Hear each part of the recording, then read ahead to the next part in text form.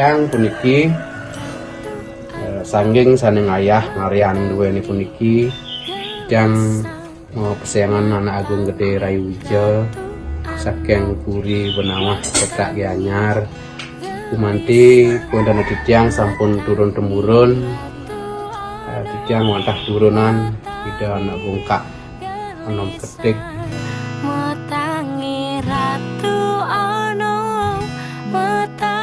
pengerjaan sebuah karya suci Arcanam Tapal Barong dan Rangga ini tentu saja kita sedikit-sedikit harus pertama memilih hari baik.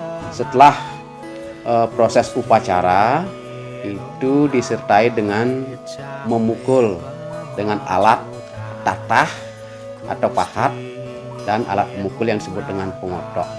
Nah, saat pertama kali itu ada yang disebut dengan ucapan-ucapan mantra-mantra atau mantra yang harus seorang sangging atau seorang pembuat arcanam wajib tahu dan mengucapkan mantra itu saat singgihan suci memukul menatah 3 kali.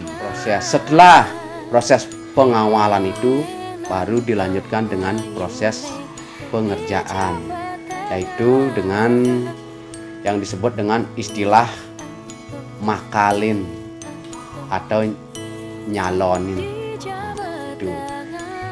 Setelah proses makalin atau nyalonin kayu yang dari gelondongan sudah mulai ada wujud, dilanjutkan dengan proses ngalusin. Setelah ngalusin, ngamplasin. Setelah ngamplasin baru proses yang namanya pewarnaan atau dalam istilah Bali sakralisasi disebut dengan ngodakin. Cat yang digunakan untuk ngodain duwe, khususnya untuk berai barong, rangde, dan sejenisnya niki menggunakan cat akrilik Rembrandt yang warna oil. Adapun hal-hal yang menarik atau boleh dikatakan di luar rasio yang saya alami waktu proses mengerjakan ini, pertama sekali walaupun saat ngendagin atau ngawitin atau memulai suatu pekerjaan ini sudah melalui proses bebantenan upacara, tapi waktu kayu ini dibawa ke sini oleh Kade Adnyano beserta kerabatnya, karena ini kayu cepun keras sekali, beda karakter tingkat kelunakan atau kekerasan kalau dibanding dengan kayu-kayu yang lain yang biasa dikerjakan untuk arcanam ini seperti kayu cempaka, kayu cendana, kayu dadak wong, kayu pule. Tentu masing-masing kayu ini mempunyai karakter sendiri, sifat-sifat tingkat kelunakan atau kekerasan, atau ada yang ringan bedanya, ada yang berat. Kebetulan Jepun ini kayaknya kalau dibanding dengan kayu-kayu yang lain cukup lebih berat, di samping memang karakternya keras sekali, jadi bahasa Balinya katos.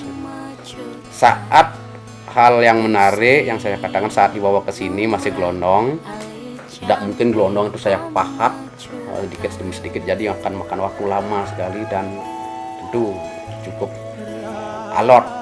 Jadi kebetulan saat memotong untuk pertama kali sebelum proses kalonan itu saya menerapkan dengan teknologi sekarang, yaitu dengan mesin Shinso. Nah, jadi saat saya menggergaji dengan mesin Shinso kecil, tiba-tiba mesin saya itu rantainya putus dan keluar api. Nah, itu jarang sekali saya alami ketika saya mengerjakan arcanam yang lain ketika proses pemotongan dan pembelahan dengan gergaji mesin yang disebut dengan Shinso kecil. Nah, itu saya sempat kaget dan berpikir, keras begini, masa sampai keluar api, padahal kayu. Kemudian pengalaman yang menarik kedua, setelah proses pembelahan, pemotongan, saya mulai dengan proses malonin atau ngetekungin. Jadi pada barong dan rangda ini saya memang memakai pangot, pengutik, dan tatah atau pahat. Kemudian pahat saya tiba-tiba cuil, dan cuilnya itu mata pahat saya. Cuil itu agak keras, terpotong, tidak seperti sebelum-sebelumnya, paling ya cuil ya sedikit atau dalam istilah galinya kepeh atau punga atau lumah. Ini terpotong sampai tepat, dan itu tidak satu jenis pahat, ada beberapa jenis pahat saya. Jadi sampai dalam benak saya punya keyakinan dari kayu saja sudah bertuah, apalagi nanti Arca Nami ini bisa ngadeg. Nah, itu keyakinan saya pribadi. Jadi dengan berulang-ulang saya mengaturkan canang, berdoa agar dalam proses pembuatan, pembentukan ini tidak banyak menemui halangan atau rintangan. Nah, setungkara setelah itu prosesnya bisa berjalan. Cuman yang saya rasakan ini termasuk paling lama saya mengerjakan 3 buah tapel, 1 buah tapel barong dan 2 buah tapel rangda. Ini bisa memakan waktu 2 tahun.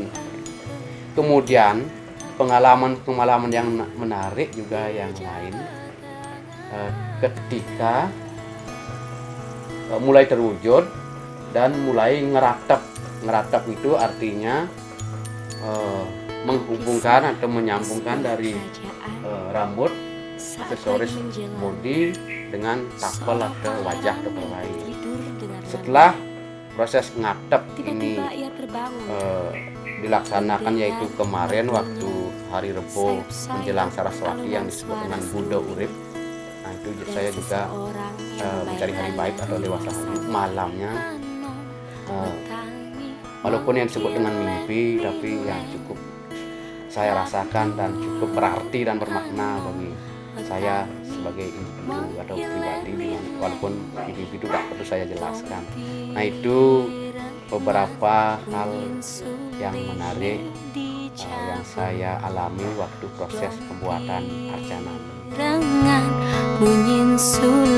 Mudah-mudahan saya sebagai seniman tentu akan sangat bangga, akan merasa lega bila karya seni saya ini bisa diterima oleh masyarakat Padpadan secara umum, sehingga karya seni ini bisa disungsung, disucikan oleh Desa Pekraman Padpadan astungkara sekali.